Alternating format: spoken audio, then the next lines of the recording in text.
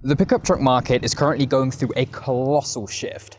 On the one hand, the amount of these things on British roads has almost doubled in a decade. And on the other, it's been a year since pickups have been classed as passenger cars instead of commercial vehicles in the eyes of the taxman, making them much more expensive to run. And in the middle of that, you have this, the new Isuzu D-Max V-Cross. This is the latest facelift for Isuzu's top-tier version of the D-Max, making it fit in nicely among the industry's latest and greatest. This thing has a really important job to do. Because of the lack of tax benefits, people need more reasons than ever to pick up a pickup. So what does this do to stand out? Well, you get a new blacker grille, lights have been refreshed and the bumper simplified.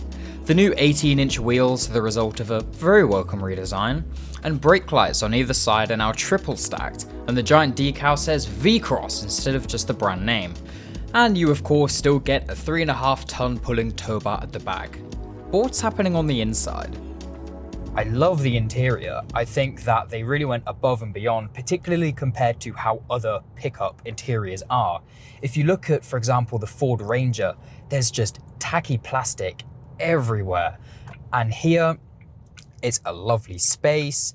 There's really nice detailing, especially on the inside of the doors, for example.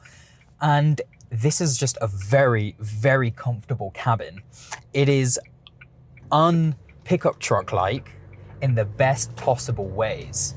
The new V-Cross's interior gets immediate praise from me for having physical buttons for all the essentials. The updated 9-inch touchscreen has an anti-glare coating and is nicely implemented into the dash. The inside also has 8 speakers, 2 more than the DL40 and 6 more than the utility. I was listening to Nothing Left to Mutilate by Cannibal Corpse and the sound quality blew me away. It really made me feel like there genuinely was nothing left to mutilate. Oh, and you can also move the rear seat bases up and the backrests down to create more load space. And as I talk to you, I'm sitting in a very comfy leather seat. It hugs me quite nicely. There's just really nice quality. You wouldn't really have thought that this is the same model as the entry-level D-Max utility vehicle. This car, in many ways, can be summed up best by looking at the steering wheel. The steering wheel has these big macho buttons which you can expect in a pickup truck because you want something big and muscly in a pickup. You have that. But you've also got this lovely leather rim that is nice and thin, and it's got this really nice stitching. It is a lovely thing to hold. It's well designed and it dips at the back, so your hands will never actually touch the hard plastic behind.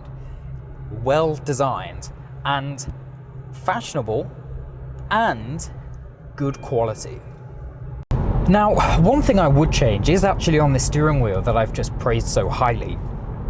There's a blank button here, and I really wish this would be a button to turn off ADAS.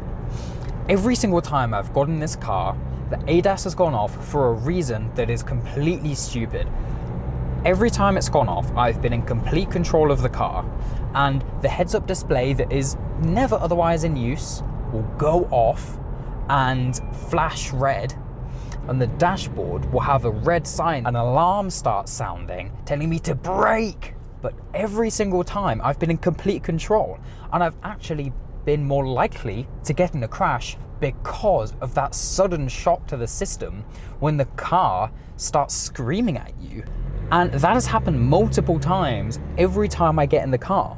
And sometimes it happens when there's just a car parked up on the side of a road on a bend that I'm going around. I know the car's there, I'm nowhere near it, I'm not going to hit it, but the car sounds the alarm anyway, and it's really frustrating. And because all of these things have to be turned on as soon as the car starts, there needs to be a button to turn it off here without having to dig around in a menu. Now, I understand that Isuzu wants to promote safety, but man, ADAS isn't good on any car. There needs to be a way to turn it off.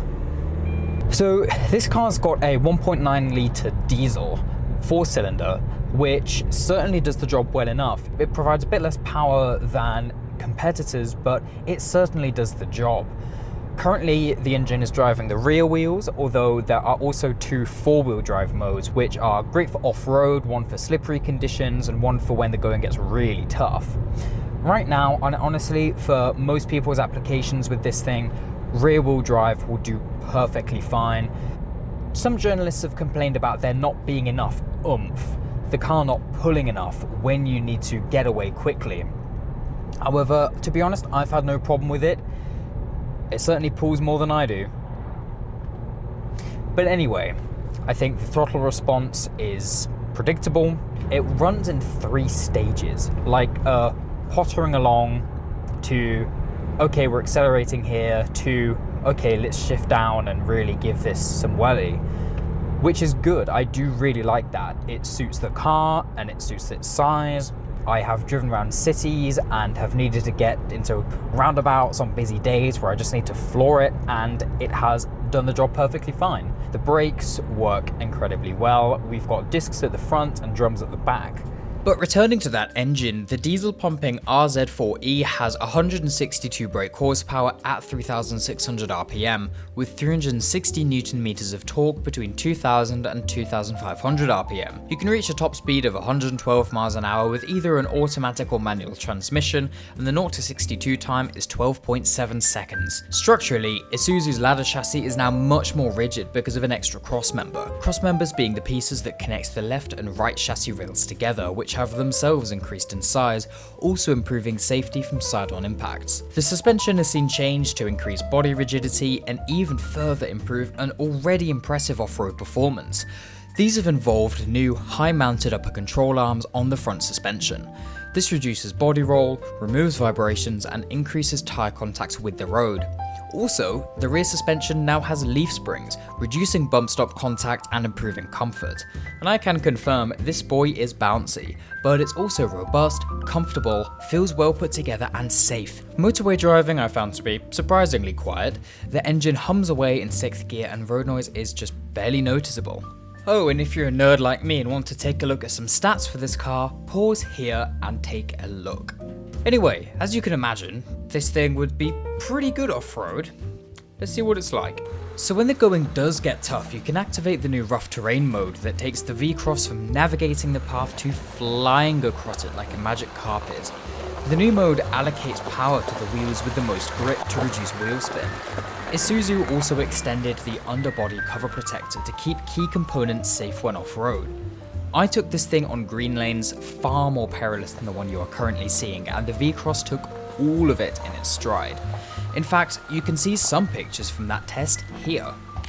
You know, it's safe to say that although this car is great on rough terrain, it's not like the D-Max has ever had a bad off-road track record, so I suppose this car just reinforces that. But how much do these latest advancements even matter? Due to the new tax rules driving up benefit in kind tax, reducing capital allowances, and removing running cost benefits, people need more reasons than ever to buy a pickup truck.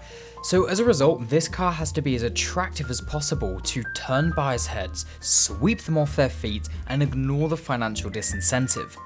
While the V-Cross is a lovely model, it finds itself only being praiseworthy as the pickup of today.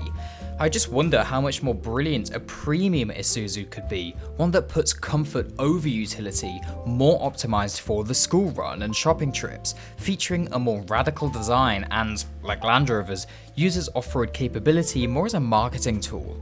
It doesn't even have to have a new platform, as the symmetric mobility platform is incredibly versatile and comfortable, as previously discussed. Obviously, as far as futuristic trucks go, the Cybertruck exists, but it's a very flawed product and sells in way too little markets.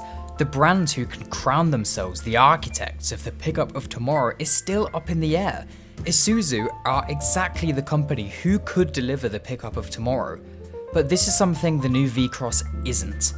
However, as far as today is concerned, it is still a welcome addition to the world's roads. Because ultimately the V-Cross is still stylish, meaningfully upgrades itself from the previous version with its chassis, suspension, and off-road capability.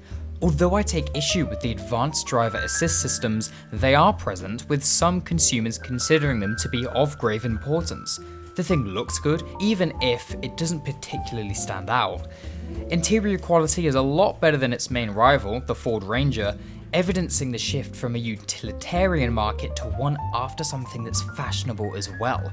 I would just love to see Isuzu lean further into this and make an industry-defining luxury truck. Overall, I would give this car 8 Sachner stars out of 10 because it is very good.